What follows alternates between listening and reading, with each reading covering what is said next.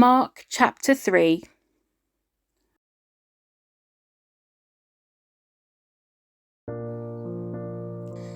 Jesus went into the synagogue again and noticed a man with a deformed hand. Since it was the Sabbath, Jesus' enemies watched him closely. If he healed the man's hand, they planned to accuse him of working on the Sabbath. Jesus said to the man with the deformed hand, "Come and stand in front of everyone." Then he turned to his critics and asked, "Does the law permit good deeds on the Sabbath, or is it a day for doing evil? Is this a day to save life or to destroy it?" But they wouldn't answer him. He looked around at them angrily and was deeply saddened by their hard hearts. Then he said to the man, "Hold out your hand." So the man held out his hand, and it was restored. At once the Pharisees went away and met with the supporters of Herod to plot how to kill Jesus.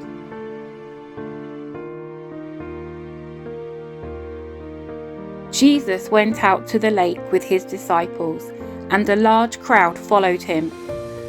They came from all over Galilee, Judea, Jerusalem, Idumea, from east of the Jordan River, and even from as far north as Tyre and Sidon. The news about his miracles had spread far and wide, and vast numbers of people came to see him. Jesus instructed his disciples to have a boat ready so the crowd would not crush him. He healed many people that day, so all the sick people eagerly pushed forward to touch him. And whenever those possessed by evil spirits caught sight of him, the spirits would throw them to the ground in front of him, shrieking, "You are the Son of God!" But Jesus sternly commanded the spirits not to reveal who he was.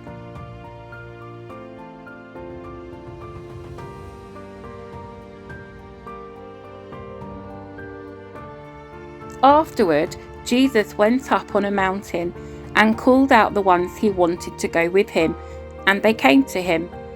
Then he appointed 12 of them and called them his apostles. They were to accompany him, and he could send them out to preach, giving them authority to cast out demons. These are the 12 he chose: Simon, whom he named Peter, James and John, the sons of Zebedee, but Jesus nicknamed them Sons of Thunder, Andrew, Philip, Bartholomew, Matthew, Thomas, James, son of Alphaeus, Thaddeus, Simon the Zealot, Judas Iscariot, who later betrayed him.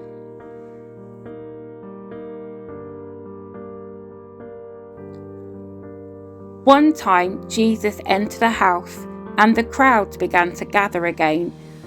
Soon he and his disciples couldn't even find time to eat. When his family heard what was happening, they tried to take him away. "He's out of his mind," they said.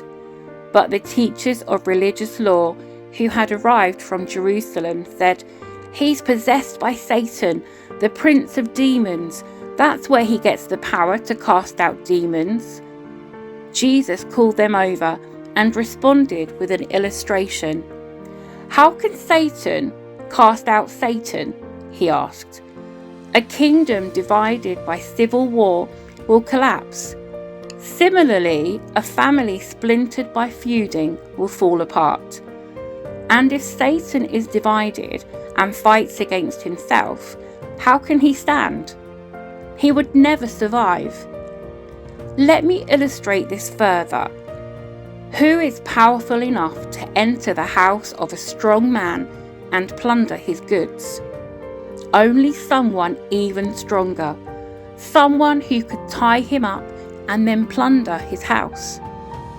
I tell you the truth, all sin and blasphemy can be forgiven, but anyone who blasphemes the Holy Spirit will never be forgiven. This is a sin with eternal consequences."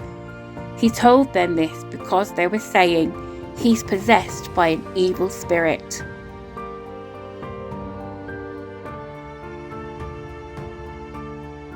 Then Jesus' mother and brothers came to see him. They stood outside and sent word for him to come out and talk with them. There was a crowd sitting around Jesus, and someone said, "Your mother and your brothers are outside asking for you." Jesus replied, "Who is my mother? Who are my brothers?" Then he looked at those around him and said, "Look, these are my mother and brothers. Anyone who does God's will is my brother and sister and mother."